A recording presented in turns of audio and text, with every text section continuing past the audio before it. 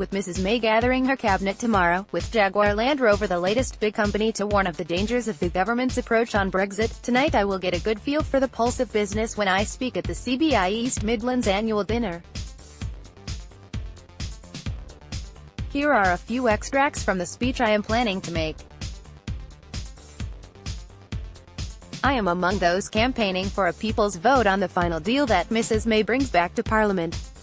Because I believe if you feel something strongly, you should say so, and I feel strongly there is a risk we are inflicting lasting damage to our economy and our strength and standing in the world, and the British people should be given the chance to say if this is what they voted for. If you believe in something, you fight for it. And if you see others fighting for something you sense they don't believe in at all, because deep down they know it is damaging the country, you fight even harder. The next chapter unfolds at Chequers tomorrow, 2 years and 2 weeks since the referendum happened Olympiad. To bridge the divisions among the cabinet ministers gathering, Mrs. May's compromise solution seems to be part in and part out of Europe. If I am reading the signals right, it is beyond parody. Still subject to some EU rules while having no say in agreeing them. So less of the control we were supposed to be taking back. Paying through the nose for trade in goods that won't even be completely frictionless. Operating as tax collectors for the EU with a vast new bureaucracy in order to get close to a market we are already in for free. So much for sorting red tape.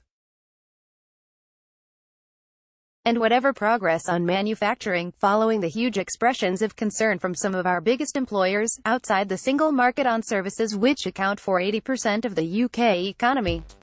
They are calling it a third way, but it would seem to be no way at all for the overwhelming bulk of the UK economy. It is unlikely to satisfy the Brextremists on her own backbenches, who are determined to leave the EU's economic structures, whatever the cost. And far from clear if it will be acceptable to the rest of the EU. But what is clear, and will be confirmed tomorrow, is that there is now no such thing as a good deal on offer. She has given up even pretending she can get a good deal for the country and is motivated purely by holding together her party.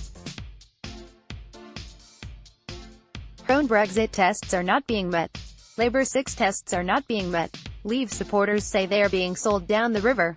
Remain supporters fear huge damage to business and jobs and living standards.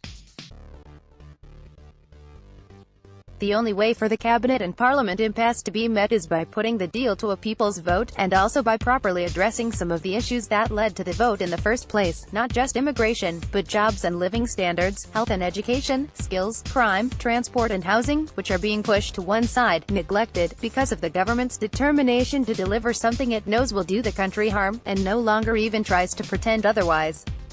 On the economic front, we have gone from being the fastest-growing G7 economy, to one of the slowest.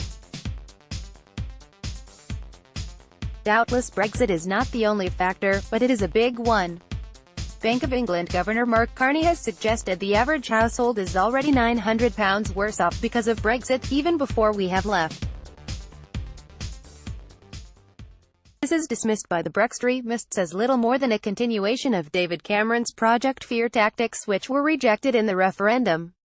This is something else that has happened in the past 2 years, perhaps unsurprising given we are now in the era of populism and Donald Trump, a degeneration in the public debate, where anything other than full-throated support for the most extreme form of Brexit is met with messenger shooting and fauda-boutery. Judges who seek to uphold the law, enemies of the people. MPs and peers who seek to speak truth unto power saboteurs. Businesses who dare to spell out what is happening to their firms, traitors, the dogs of war of the Brextremist media ready to bark, growl and bite. Manufacturers, thankfully, are getting heads finally above parapet. Services just steadily moving overseas without fuss. I suspect tomorrow we will get fudge, peace and harmony for a few hours, then either the EU will shoot it down, or the ERG will, or the Brextremists in her cabinet will. And so we limp on. But whether you voted Leave or Remain 2 years ago, few believe it is going well. And no one voted for a bad Brexit deal that made them and the country poorer. The Brexiters won the vote on June 23, 2016, but they have been losing the argument ever since. The Brexit they promised is not on offer.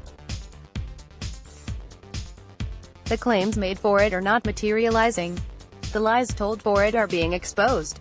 The tests set for it are not being met. And precisely because so much has happened that shouldn't have, and so much has not happened when they said it would, what earthly reason can there be not to put it to the test of a people's vote on the final deal?